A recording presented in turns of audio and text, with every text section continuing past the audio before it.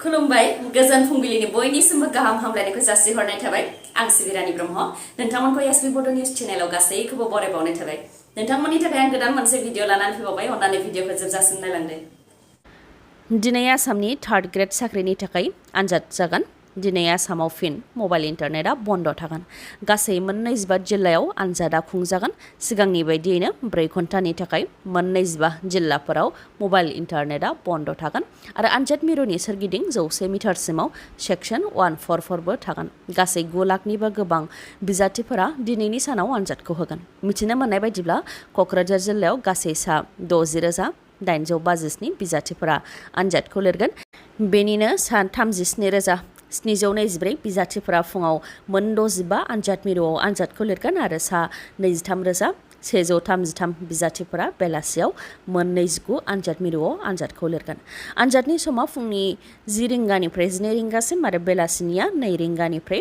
4 रिंगासिम आनजाद जाफुबाय थानाय बे समफोरावनो गासै 4 घन्टायाव आसामनि 25 जिल्लाफोराव मबाइल इन्टारनेटआ बन्द थागोन जेभलिन खुबैग्रा नीरज चोप्राया भारतनि थाखाय जारिमिन सोरजिबावबाय अलिम्पिकआव सनानि मेडेल देरहागिरि नीरज चोप्राया भारतनिफ्राय गिबिसिन डायमन्ड लीग मीटआव देरहासारनो हादों सुइजारलेण्डनि लौसान्नेआव जानाय डायमन्ड लीग मीटआव 89.08 मिटार जानथायसिम जेभलिन खुबैनानैनो देरहासारनो हादों 24 बोसोर बैसोनि नीरज चोप्रा बिथाङा 89.08 मिटार जानथायसिम जेभलिन खुबैनानै डायमन्ड लीग मीटआव देरहासारनो हानायनि उनावनो डायमन्ड लीग फाइनाल आरो 2023 वर्ल्ड चेम्पियनशिपनि थाखाय क्वालिफाइ जानो हाबाय मख'नो गोनांदि डायमन्ड लीग फाइनाला फैगौ 7 सेप्तेम्बरनिफ्राय सुइजारलेण्डनि जुरिचआव जागोन दुखुनि खौरां थांनाय 21 आगस्टनिफ्राय गोमानानै थानाय नन्देस्वर बर'खौ दौलेंफानानै थैनाय हालोदाव बोखांनो हाबाय रायखांनो गोनांदि तामुलपुर जिल्लानि गरेस्वर पुलिस थानानि सिङाव थानाय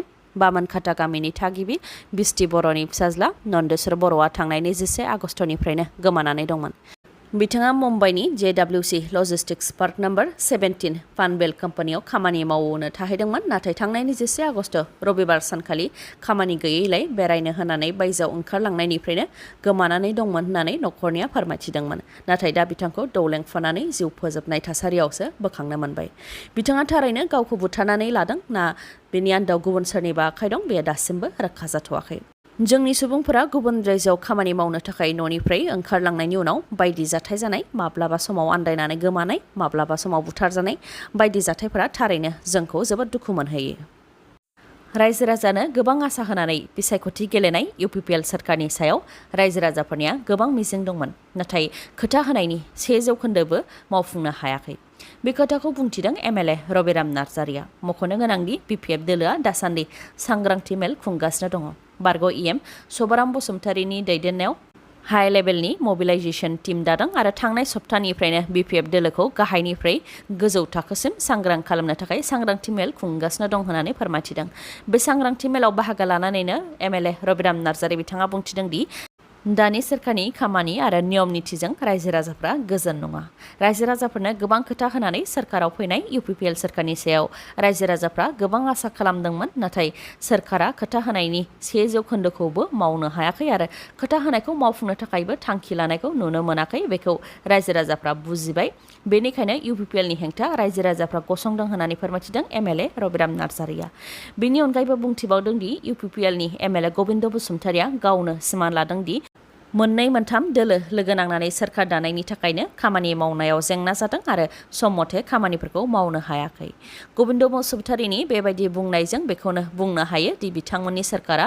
100% फेइलियर एबा फेलें आरो रायजो राजाफोरनि थाखाय जेबो हाबा मावनो हायाखै होननानै फोरमायथियो MLA रबिराम नार्जारिया लोगोसे बुंथिबावदों दि जाय सोरखारा गावसोरनि सोरखारखौ फेइलियर एबा फेलें जानाय सिमान लाखाबाय बे सोरखारा सोरखारनि मासियाव जिरायनायनि थाखाय आयेन मथे मोनथाय थानो नांलामोन बेनि अनगायैबो प्रमद बर'नि सोरखारखौ 5 बोसोरसिम थानो होयोब्ला BTC ओनसोलाव नोरोग बायदि जेंना भुगिनो नांगोन आरो रायजो राजानि जेबो जौगानाय जानाय नङा बेनिखायनो बे सोरखारखौ नाङा होनानै UPPLखौ सोरखाराव लाबोनाय रायजो राजाफ्रानो उदाङै बुंथि होनानै फोरमायथिबावो MLA रबिराम नार्जारिया बेनि अनगायैबो बिटिआरनि माखासे फरायसालिफोरखौ बन्द खालामनो थाखाय आसाम सोरखारा थांखि लानायनि सायावबो MLA रबिराम नार्जारिया बुंथिबावो दि BTCआव गंबेसे फरायसालि थानांगौ बबेयाव थानांगौ फरायसालिखौ सरजाबनांगौना सरजाबनाङा बेनि थांखिखौ BTC सोरखारानो लानो हायो आसाम सोरखारा जि थांखि लायो बेखौ बिटिसि सोरखारा मानिथारनांगौनि गोनांथि गैया। आसाम सोरखारा जुदि आसामनि फरायसालिफोरखौ बन्द खालामनो थांखि लादोंबा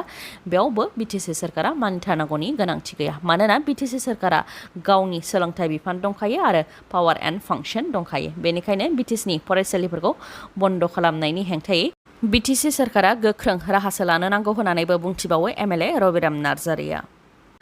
board of secondary education Assam सेबाया मोनसे नटिफिकेसन फोसावदों। जायफोर थाखो 10आव फरायनाय फरायसाफ्रा थांनाय जुलाइ दान 2022आव कम्पार्टमेन्टेल आनजाद होदोंमोन बिथांमोननि रिजाल्टखौ फोसावनो थाखाय सेबाया नटिफिकेसननि गेजेरजों फोसावबाय। थाखो 10नि कम्पार्टमेन्टेल आनजादनि रिजाल्टखौ 29 आगस्ट फुंनि 10 रिंगानिफ्राय फोसावनानै होसिगोन। सेबानि अफिसियेल वेबसाइट sebaonline.org आव रिजाल्टखौ फोसावनानै होगोन। रिजाल्टस गेजेटखौ PDF फर्मेटआव फोसावनानै होगोन। जायफोर फरायसाफोरा कम्पार्टमेन्टेल आनजादाव पास जानो हागोन बिथांमोननि रल नाम्बारखौ रिजाल्टस गेजेटआव होनाय जागोन। फरायसाफोरा सेबानि अफिसियेल वेबसाइट sebaonline.org आव थांनानै रिजाल्टसखौ नायनायजों लोगोसे डिजिटेल मडआवबो रिजाल्टखौ डाउनलड खालामनानै लानो हागोन। मख'नो गोनांदि कम्पार्टमेन्टेल उथ्रिसारनाय फरायसाफोर जायफोर थाखो 10आव मुं थिसनगोन बिथांमोननि रिजाल्टखौ डिजिटेल मार्कशीटनि सायाव बिथा खालामनानै मुं थिसननायनि गासैबो खामानिखौ फरायसालिफोरानो मावनो नांगोन। पाकिस्तानाव गिख्रंथाव दैबाना दासिम फ्राय 1000 सुबुंनि जिउ खहा जाबाय आरो 33 मिलियननिबो गोबां सुबुंफोरा न' गारनानै थानो गोनां जादों। जायनि थाखाय पाकिस्तानाव इमारजेन्सि फोसावदों। पाकिस्ताननि नेशनेल डिजास्टार मेनेजमेन्ट अथ'रिटिनि रिपर्टनि बायदिब्ला जुन दाननिफ्राय दासिम दैबानानि थाखाय 982 सुबुंनि जिउ खहा जाबाय आरो 1456आ जोखोम जादों। बेनिनो थांनाय शुक्रबार आरो शनिबार साननैनि गेजेरावनो 45नि जिउ खहा जादों। रिपर्टनि बायदिब्ला बालचिस्तान आरो सिन्ध प्रभिन्सआवनो बांसिनै दैबानानि गोहोमा गोग्लैदों। गिख्रंथाव दैबाना जानायनि थाखाय गोबां लाख सुबुंफोरा गाव गावनि न'खौ एंगारनानै गुबुन जायगायाव थाहैनो गोनां जादों। लामा आरो दालांफोरा दैबानाजों बायफ्लंनायनि थाखाय गोबां गामिफोरानो दैनि गेजेराव थानो गोनां जादों। लामा दालां बायदिफोरा बायफ्लंनायनि थाखायनो दैजों लोमजानाय गामिनि सुबुंफोरखौ रैखा खालामनो थांनायावबो गोबां जेंनाजों मोगा-मोगि जानो गोनां जादों होननानै फोरमायथिदों। पाकिस्ताननि गिख्रंथाव दैबानानि थासारिखौ ससियेल मिडियायाव नुनाय बायदिब्ला गोबां लामा दालां हटेल आरो न'-बांफोरा दैनि सिङावसो थादों। जायनि थाखाय दैबानानि थासारिखौ सामलायनो थाखाय पाकिस्ताननि गाहाय मन्थ्रि शेहबाज शरीफआ गुबुन गुबुन हादरनिफ्राय मदद बिनो गोनां जादों। मख'नो गोनांदि थैनाय 982नि मादाव माखासेया दैबानाजों लोमसाव जानानै थैनो गोनां जादों आरो माखासेया हा गिसिगानायजों फबसिनजानानै थैनो गोनां जादों। BPF हान्जानि खहा चिरां जिल्ला आस्राबारि प्राइमारि लाइमोन BPFनि लेङाइ आफादगिरि नबिन खाख्लारि बिथाङा UPPL दोलोखौ मोजां मोननानै बिटिआरनि मावफुं सोद्रोमा रनजित बसुमतारी बिथांनि न'आव फैनानै UPPL दोलोआव जइन जाफैबाय। PMAYG न' लुफुंनाया सोरखारनि बिथोन बायदि जायैलाय लुखानाय न'खौ इन्जिनियारा बुफायफिनदों। क'क्राझार जिल्लानि सालाकाथि BTC बियाबनि आइ बान्दारानि नादांगिरि आरो खुरसाखाथि गामियाव दर टु दर थांनानै PMAYG न' लुनायखौ सुराद लाहैदों MCLA देरहासार बसुमतारीया। फोरमायथिनाय बायदिब्ला न' लुनायनि जि इस्टिमेट दं बेबायदि न'खौ लुवाखै। जेराव 10 mm नि रड होनो गोनां दं बेयाव 8 mm नि रड होदों। लिन्टेलावबो लहा होआखै खालि बाला अन्थाइल' होनायनि अजद होदों। बेनि अनगायैबो PMAYG न' लुफुंनायाव गोबां रां जाख्ल'नाय जादों। साफ्रोमबो मुलाम्फायारिफोरनिफ्राय 5,000निफ्राय लानानै 10,000 रांसिमहालागै लादों। रांखौ एकाउन्ट खुलिनायनि मुङाव फैसा बख'नायनि मुङाव आरो बायदि बायदिनि मुङाव गरिब दुखुथिया न'खरफोरनिफ्राय लादों। बेनि अनगायैबो जायफोर BPF दोलोनि बेफोर न'खरनिनो न' होआखै बेबायदिनो गासैबो ओनसोलावनो एखे पलिसि बाहायनानै राजखान्थि खालामदों होननानैबो अजद होबावो बिथाङा। दिनैनि भिडिअ'आ एसेनोसै। गाबोन आरो गोदान भिडिअ'जों लोगो मोनफिनबावगोन। नोंथाङा दासिमबो आंनि चेनेलखौ साबस्क्राइब खालामाखैबा अन्नानै साबस्क्राइब खालामदो लोगोसे लाइक कमेन्ट आरो शेयार खालामनो दाबाव। गोजोन्थों।